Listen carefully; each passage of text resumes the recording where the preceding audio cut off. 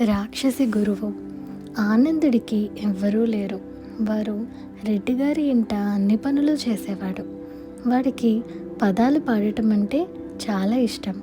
పాడుకుంటూనే పనులన్నీ చేసేసేవాడు. రాత్రివేళ పశువుల కొట్టంలో గడ్డి పరుచుకొని పడుకున్నాక కూడా అర్ధరాత్రి దాకా పాడుకొని మరీ నిద్రపోయేవాడు. అయితే వాడి గొంతు చీలిన బొంగులాగా కర్ణ కఠోరంగా ఉండేది. వాడి పాట రెడ్డికి ఆయన భార్యకు ఎంతో బాధాకరంగా ఉండేది. అయినా వాడు ఒళ్ళు దాచుకోకుండా పనిచేసేవాడు కనుక వాళ్ళు ఎలాగో అతని పాటని భరించేవారు. తన పాటను అందరూ చేదరించుకుంటారని ఆనంద్కు తెలుసు. అర్ధరాత్రి దాకా ఓండ్ర పెట్టి మా ప్రాణాలు తోడేస్తున్నావురా అని రెడ్డి ఎన్నోసార్లు అతనితో అన్నాడు. తన పాటను ఎవరు తిట్టినా వాడి ప్రాణం చివుక్కుమనేది. ఇలా ఉండగా రెడ్డికి ఒక కొడుకు కలిగాడు. ఆ చంటివాడు ఆనంద్ పాట వినపడగానే ఉలిక్కిపడి కెవ్వున అరిచి గుక్క పెట్టేవాడు. ఇలా అనేకసార్లు జరిగిన మీదట రెడ్డి భార్య ఆనందతో నువ్వు పాడటం మానకపోతే మా ఇంట్లో పని మానే అని నిష్కర్షగా చెప్పేసింది. అక్కడే ఉన్న రెడ్డి వాడు పాటలు ఎలాగో మానడు, డబ్బులిచ్చి పంపే అంటూ రొండి నుంచి డబ్బులు తీసి భార్యకు ఇచ్చాడు. పనిపోయిన దానికన్నా పాడటం మానమన్నందుకు ఆనంద్కు ఎక్కువగా అభిమానం పొడుచుకు వచ్చింది. వాడు వెంటనే రెడ్డి ఇల్లు వదిలిపెట్టి అడవి దారి పట్టాడు.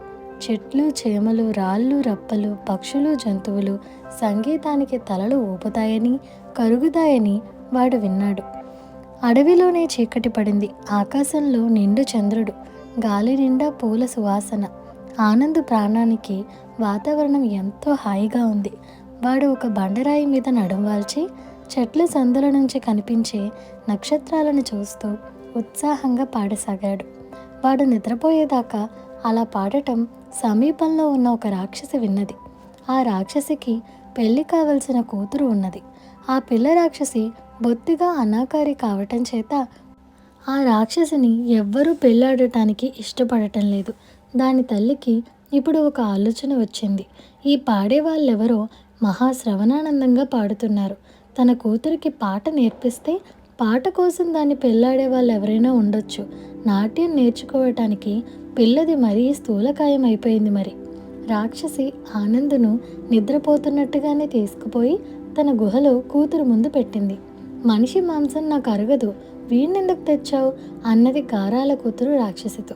తినటానికి కాదే వెర్రిమొహమా, వీడు గొప్ప సంగీత విద్వాంసుడు, నీకు పాటలు నేర్పిస్తాడు, నీ పాటలు విని నిన్ను చేసుకుంటావని ఎగబడి వస్తారు అన్నది తల్లి రాక్షసి. ఆహా పెళ్ళి, ఓహో పెళ్ళి అంటూ సంతోషంగా పిల్ల రాక్షసి చిందులు వేసింది. ఈ కోలాహలానికి నిద్రలేచిన ఆనందుడు తల్లి రాక్షసిని పిల్ల రాక్షసిని చూసి కెవ్వుమన్నాడు. తల్లి రాక్షసి వాటితో భయపడకు, అడవిలో అద్భుతమైన నీ పాట విన్నాను.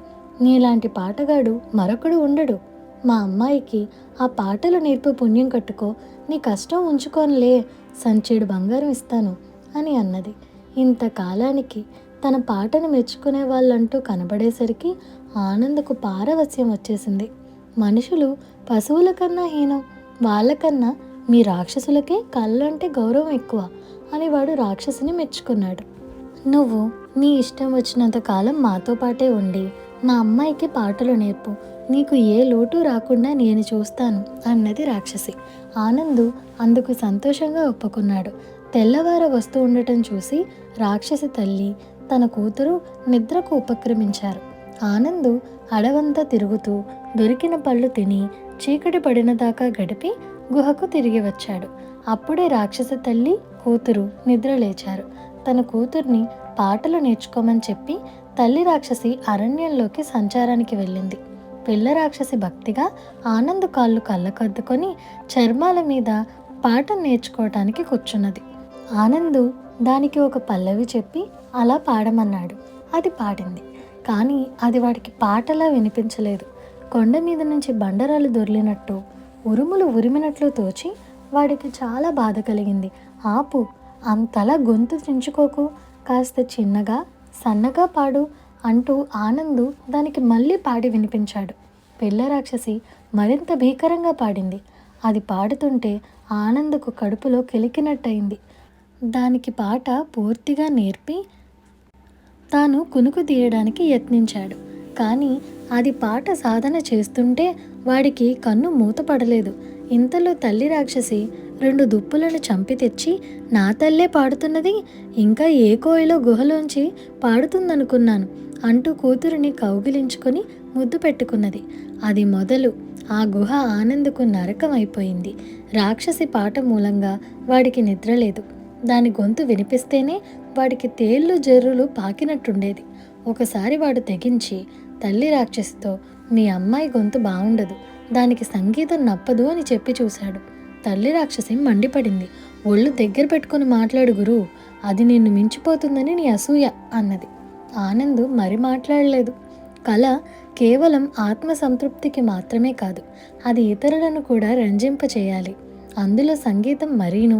ఏమంటే ఇతర కళలు మరెవ్వరికీ తెలియకుండా అభ్యసించవచ్చు. సంగీతం ఇతరులకు వినిపిస్తుంది. స్వరం ఘోరంగా ఉంటే ఇతరులు ఎలా బాధపడతారో ఆనంద్ ఇప్పుడు తెలుసుకున్నాడు. రాక్షసి ఇస్తానన్న బంగారం కోసం కూడా చూడక ఆ రోజు పగలు రాక్షసి తల్లి కూతురు నిద్రపోతుండగా వాడు గుహను వదిలేసి రెడ్డి ఇంటిని చేరుకున్నాడు. మళ్ళీ వచ్చావట్రా అని రెడ్డి అతని భార్య ఆనంద్ను అడిగారు. ఆనంద్ వాళ్లకు జరిగినది చెప్పి, నాకు బుద్ధొచ్చింది, నా తప్పు తెలుసుకున్నాను, నేను వచ్చింది పని చేయటానికి, పదాలు పాడటానికి కాదు అని అన్నాడు. ఆ తర్వాత వాడు పదాలు ఎప్పుడూ పాడలేదు. కానీ వాడికి రాక్షసి గురువు అనే కొత్త బిరుదు మాత్రం వచ్చింది. ఇదండి ఇవాల్టి కథ. ఈ కథ మీకు ఎలా అనిపించిందో మా కామెంట్ సెక్షన్లో చెప్పండి. అలాగే మీకు ఈ వీడియో నచ్చినట్లయితే like, share, subscribe to Priya stories Telugu. Thank you for watching.